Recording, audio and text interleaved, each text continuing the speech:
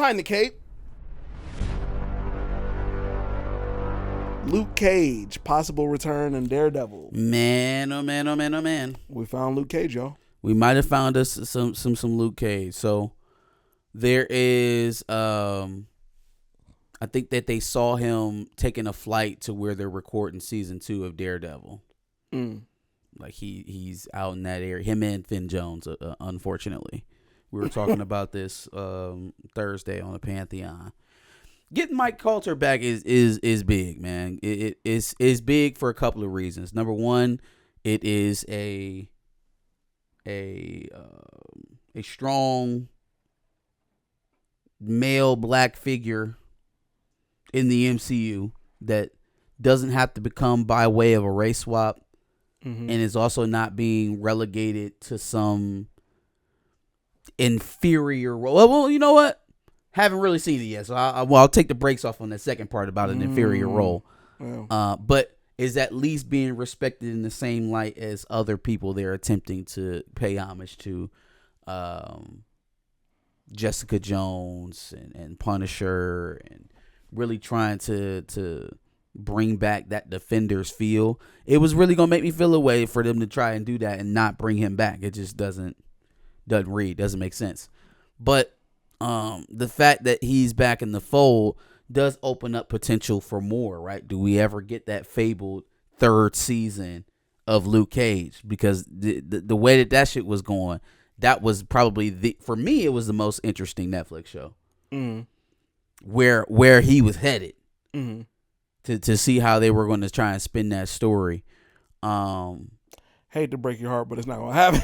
It's not. No, I mean it might. I think they're doing all this for fan service so they can wrap everything up and then move on to whatever soft reboot. Well, so obviously this is not a Luke Cage movie that we're talking about. So if we just talking about a Luke Cage season 3, similar to what they're doing right now with Daredevil, I mean they won't have to spend as much money.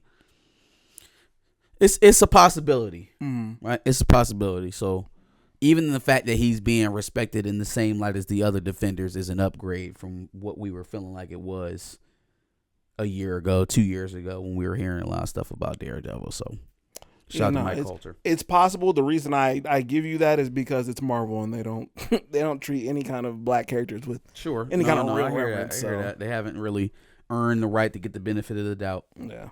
Yep. Paramount is in talks to buy the rights to develop a Call of Duty movie. Okay, so are we talking about the what? How am I trying to put this together? We talking the Black Ops storyline or the other one?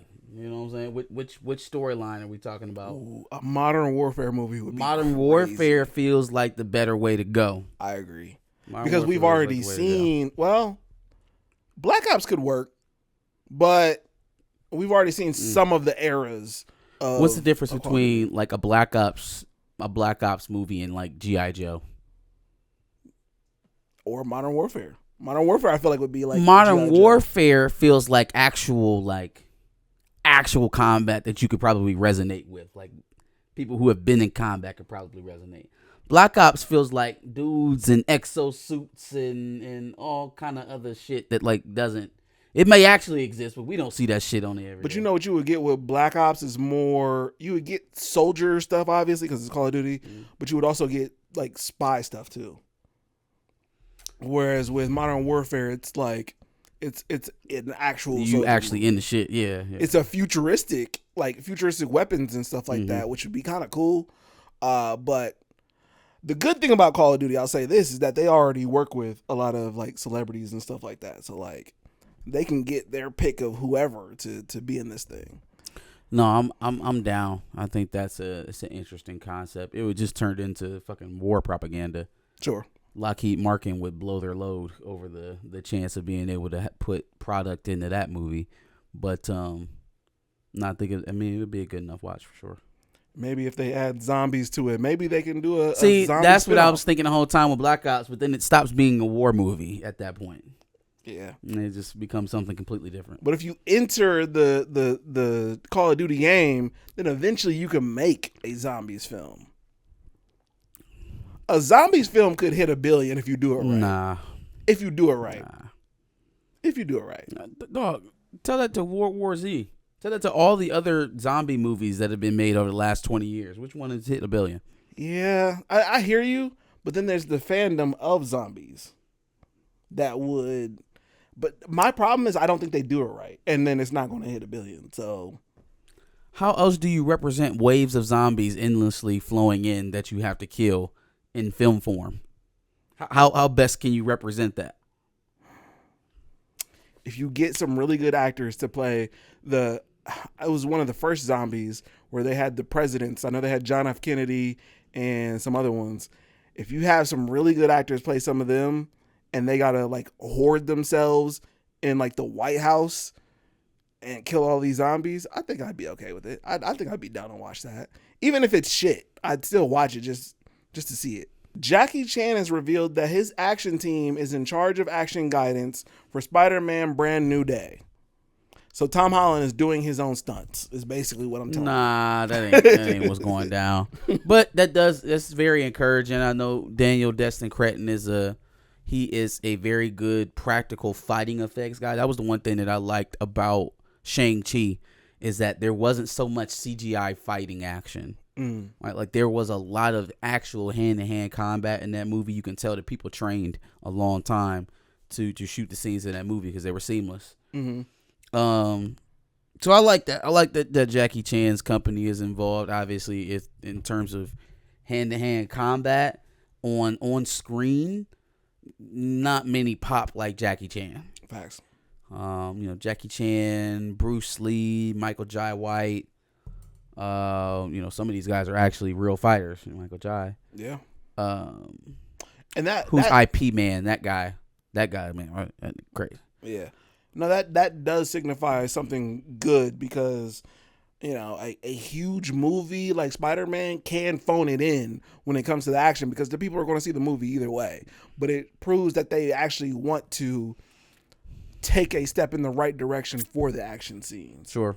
And so that's dope. I just think it shows a different level of commitment and dedication to the craft. Yeah. Right. If you're gonna take months out of your time to actually become a fighter, because that's what you'd have to do when you're training in a lot of these instances, you're gonna train like a fighter trains, so that it looks right. Yeah.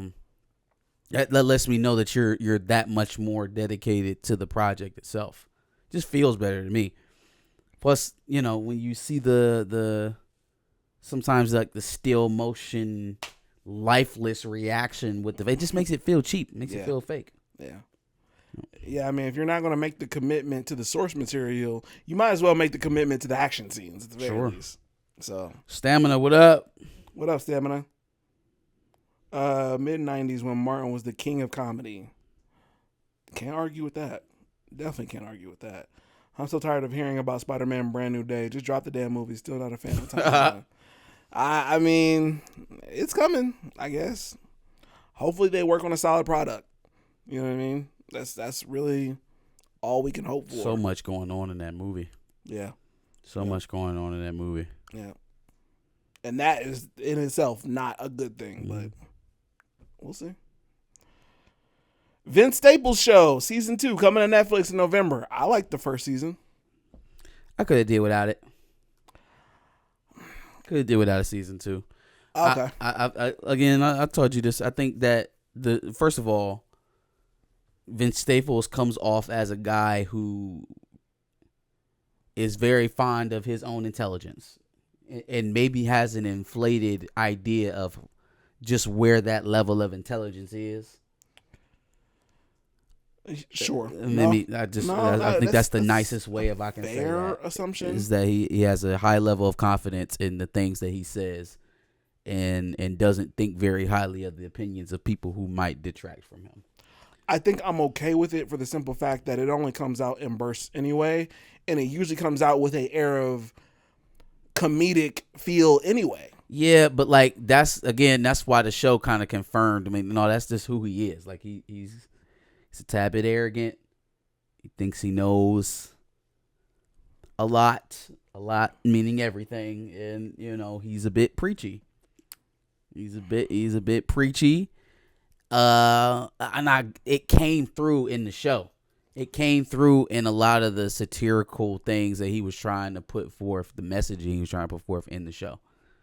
And it's just like, hey, look, bro. The whole, I'm going to be the one nigga in the hood to talk down on everything that goes on in the hood. I'm going to be the one nigga in hip-hop to talk down on everything that happens in hip-hop.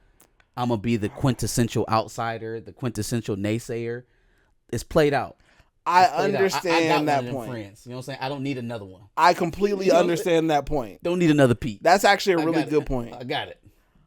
I guess because I like the air of it in a era where we've got niggas like Playboy Cardi and fucking like all these young rappers who ain't really talking about shit. I like a nigga who can come out here and be like, man, y'all niggas ain't talking about shit. What the fuck? No, but see, my problem with it is that you don't never shoot that shot nowhere where it actually matters. And so are you actually serious? I don't think so. Are you really mad at these niggas for talking about the same shit over and over again? Are you really mad at these niggas for doing absolutely nothing with their money? Are you really mad at these niggas for being slaves to the labels? Because there's a lot of people you could be sending these shots at and you don't. You just go on podcasts and radio interviews and bitch about it. But you don't ever talk. You don't never put a name on it. You don't never point to nobody as an example. You just over here ranting and raving about what niggas don't do. You know why I feel that? I totally feel that. Because if he actually was serious about it, he could help make some change in all of this. And he does the same thing in the television show. It's very, look, this is dumb that we do this way. And then that's the end of the conversation. Yeah. There is no solution based. There's nothing. Yeah. It's let me point down and look at y'all for doing shit wrong. And I won't lie, his show was a poor man's Atlanta. Yeah. But without the nuance of conversation. Right. Like I don't think the people writing Atlanta in them episodes thought that they were right about everything. I think they presented a conversation for us to enter discourse about. That ain't what Vince Staples' show was. It was, no, you niggas dumb. Yeah. But at the same time, it was, and I don't know if this second season is going to be even longer, because I feel like this was only, I think, 6 episodes, and it was really easy to get through. I think I watched the whole season in 1 or 2 nights. And so, like, it was really easy to parse through, just like the clips I see of him on podcasts talking shit. Vince Staples, to me, is such a touch-and-go artist that, like, when he does say something, I'm like, oh, yeah. But then I forget about it. Like, half an hour later. You know what I mean? So it's like, if he did actually take action, he would go so much further. But he doesn't. And that's why I feel like I can just be like, all right, well, Vince Staples season 2. Let me watch that real quick and then forget about it the next week. Your girl, Effie from Power, a.k.a. Alex Lepre, arrested for 3rd-degree assault on a minor, I think it is, and disorderly conduct. Oh no, what's she on? What's your 3rd-degree cruelty to children and disorderly conduct. So apparently, 3rd-degree cruelty in DeKalb County constitutes having some sort of violent act in front, or carrying out some sort of violent act, a criminal act in front of a child, constitute 3rd-degree cruelty versus a child. For some reason, that was a distinction that a lot of people found it necessary to throw out there. I guess I kind of get it. If you didn't actually like physically hurt the child, that's something to note. Sure. But I guess to try and like lighten the blow of the charge in itself, like there ain't no situation where you didn't harm the child. I was gonna say you definitely brought harm. You having the child in presence of whatever fuck shit you got you arrested is harmful enough. Yeah. I didn't really, for the sake of not spreading misinformation, I guess it's worthy I think that's literally to mention that. But dog, whatever she got going on, she need to clean that shit up. She living power in her real life. That's it for Behind the Cape. Let us know what you thought about the takes. Give us some of yours in the prompt below. Make sure you like, share, and subscribe. Come back. We do these every Sunday at 4:30 or catch the replay on Thursday mornings. Absolutely. And make sure that you check out our playlist. of previous Behind the Cape segments where we talk about TV, film, news and rumors, especially Marvel, DC, Star Wars, and all that good stuff. Make sure, like you said, you subscribe. We like to do this every Thursday at 10.